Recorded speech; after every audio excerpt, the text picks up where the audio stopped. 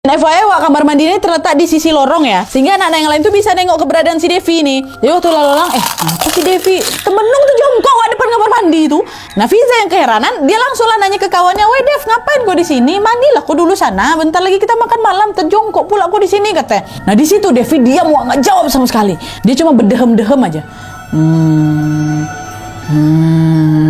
Jongkok tapi tuh. Ya Allah.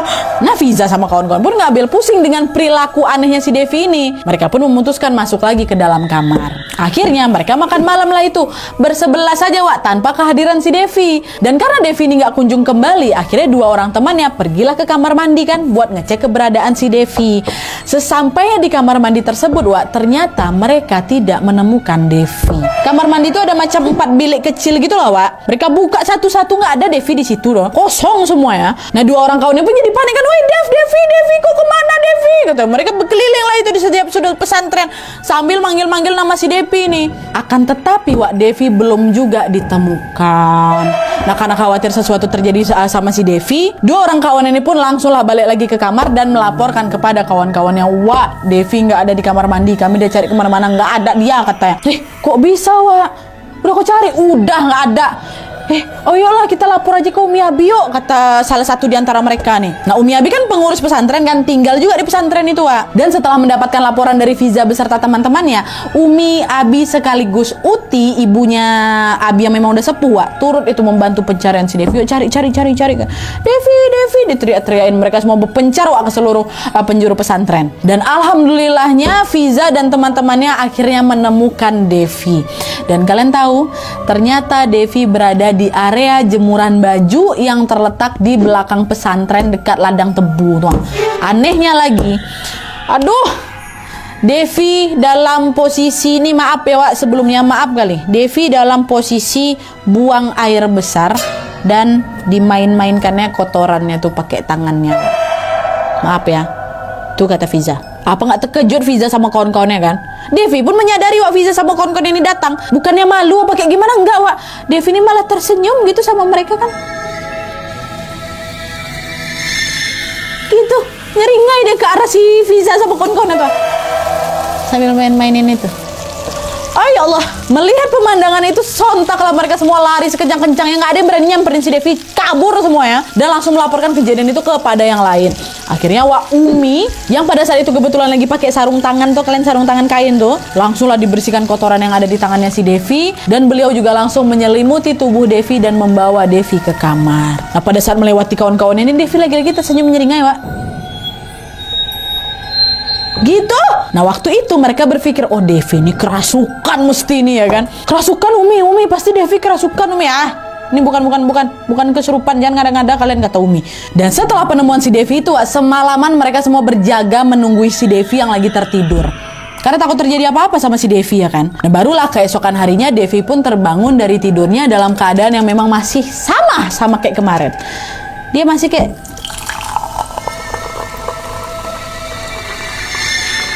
senyum-senyum sendiri gitu, Wak. Dan parahnya lagi nih, Wak, ya, Devi menolak mengenakan baju, nggak mau dia mau tanpa busana.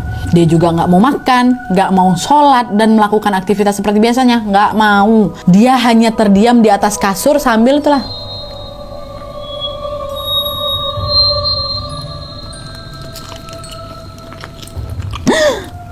Nah, Umi yang tahu kalau keadaan Devi ini belum membaik, kemudian akhirnya membawa si Devi ke musola untuk diruqyah, Wak. Di titik ini, Wak, sebenarnya pihak pesantren ini belum memberitahukan kondisi Devi kepada keluarganya karena mereka pikir Devi ini akan kembali normal kok usai diruqyah. Tapi ternyata prasangka tersebut salah besar.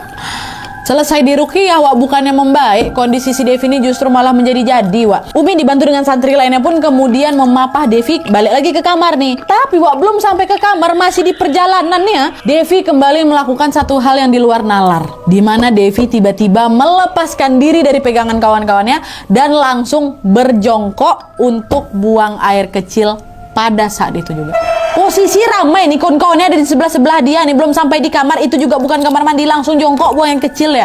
Ada Abi juga loh, Wak, padahal di situ tuh, Dan di saat yang bersamaan lagi-lagi Devi tersenyum kecil kepada semua teman-teman yang ada di sana. Tapi senyum tuh aneh tuh. Ini pipis nih, jongkok kan. Iya Allah, aku terbayang aja. Oh, kayak ini. Kayak si Imingnya Medium yang di atas meja yang waktu CCTV nampak tuh kan, yang di kamera tersembunyi sama fotografer, ya itulah pokoknya kan dia ada pipis di atas itu, kayak gitu. Aduh terbayang. Nah, karena dirasa semakin parah dan sulit untuk ditangani, akhirnya barulah itu Umi nelpon keluarga si Devi dan memberitahukan perihal kondisi Devi. Umi juga meminta keluarganya Devi untuk datang langsung ke pesantren dan membawanya pulang untuk sementara waktu. Karena apa? Karena kondisi Devi sudah tidak memungkinkan untuk tetap berada di pesantren beserta teman-temannya, bersama teman-temannya. Dan FYI, pada saat itu pula lah pihak pesantren mengetahui bahwa ternyata Devi ini adalah anak tunggal yang cuman tinggal berdua sama mamanya, sedangkan ayahnya udah lama meninggal, Wak. Nah, setelah mendapatkan telepon tersebut, ibunya Devi pun langsung menjemput si Devi di pesantren dan membawa pulang si Devi untuk diobati. Seminggu, 2 minggu, sampai 4 bulan berlalu, Wak, sejak Devi ini dijemput sama ibunya. Pihak pesantren belum juga mendapatkan informasi perihal keadaannya si Devi setelah kejadian itu. Apakah dia sudah membaik atau apa yang terjadi sebenarnya sama dia, tidak ada satu orang pun yang tahu. Sampai-sampai pihak pesantren menyangka bahwa Devi ini tidak akan kembali lagi belajar di pesantren tersebut. Dan selama Devi pulang ke rumah, Wak, di pesantren mulai terjadi gangguan-gangguan aneh. Mulai dari suara benda-benda yang bergerak sendiri, hingga puncaknya tiba-tiba muncul sebuah bola api yang mengelilingi langit di sekitar pesantren.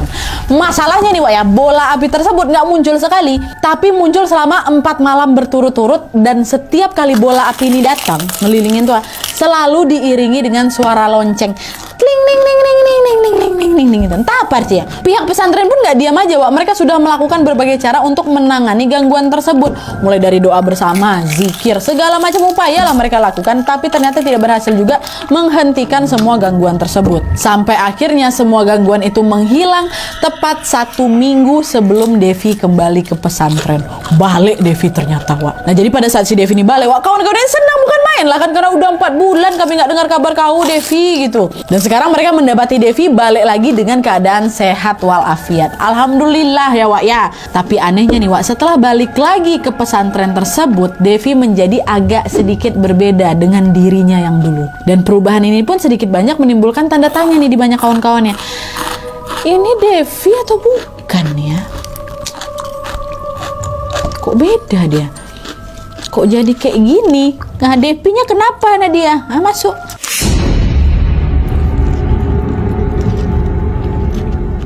Nah, jadi, Wak, Devi ini dikenal dengan orang yang sangat ramah. Dia rapi dan selalu menjaga kebersihan. Saking bersihnya nih, Wak, ya, Devi ini kadang selalu membantu teman sekamarnya untuk membereskan tempat tidurnya. Tapi hal ini berbanding terbalik dengan Devi yang baru aja datang, Devi yang sekarang ini ya. Devi yang sekarang wajahnya pucat, badannya kurus sekali, serta dia ini nggak mau berbaur sama kawan-kawannya. Bahkan nih, Wak, ya, pas diajak ngobrol, Devi ini jadi lebih banyak diam, jarang menanggapi kawan-kawannya tuh. Tapi waktu itu kawan-kawannya mencoba untuk memaklumi Devi karena mereka mengira Devi masih perlu beradaptasi lagi dengan lingkungan tersebut. Apalagi kan dia juga habis sempat sakit tuh kan, nggak masuk 4 bulan lagi. Dan anehnya lagi, Wak, setiap jam makan tiba, Devi ini jarang sekali bergabung untuk makan bersama mereka. Begitu juga pada setiap jam mandi, di mana Devi ini diketahui tidak pernah mandi hingga berhari-hari lamanya, Wak. Jadi agak jorok dia tuh sekarang. Dan nggak berhenti sampai situ aja, Wak. Setiap jam makan malam, Devi ini selalu menyendiri ke belakang pesantren, tepatnya di mana di jemuran baju dekat ladang tebu yang pertama kali dia jongkok main-mainin pup tuh, di situ. Dan setiap 2 hari sekali ibunya Devi akan selalu datang membawa makanan yang dia packing dalam sebuah kardus. Padahal, Wak, jarak rumah mamanya Devi ke pesantren itu dibilang jauh loh, Wak, 4 jam perjalanan. Nah, sampai sini sebenarnya kawan-kawan Devi maupun pihak pesantren udah mulai curiga sama keanehan si Devi nih, Wak. Tapi hal ini selalu ditepis sama mamanya Devi. Beliau mengatakan bahwa Devi ini nggak boleh makan sembarangan, Umi, Abi. Devi memang harus makan makanan khusus katanya. Mendengar hal itu, pihak pesantren pun mau tidak mau akhirnya memaklumi hal itu, Wak. 1 minggu hingga beberapa bulan berlalu, Devi rupanya tidak kunjung berubah. Dia tetap melakukan kebiasaan anehnya itu, yaitu dia nggak mau mandi, dia nggak mau sholat, dan dia menyendiri pada saat jam makan, dan juga masih banyak keanehan dia nih, Wak. Hingga puncaknya pada bulan Februari tahun 2011, tepatnya di malam Jumat, ada satu kejadian yang membuat gempar semua semua penghuni pesantren tuh, Wak. Jadi ceritanya malam itu Fiza nih, si Wawa ini dan beberapa kawan yang lain kayak Ania, Zahwa sama si Adiba lagi piket ini, Wak, ceritanya di pos asrama depan. Nah, kenapa mereka harus piket?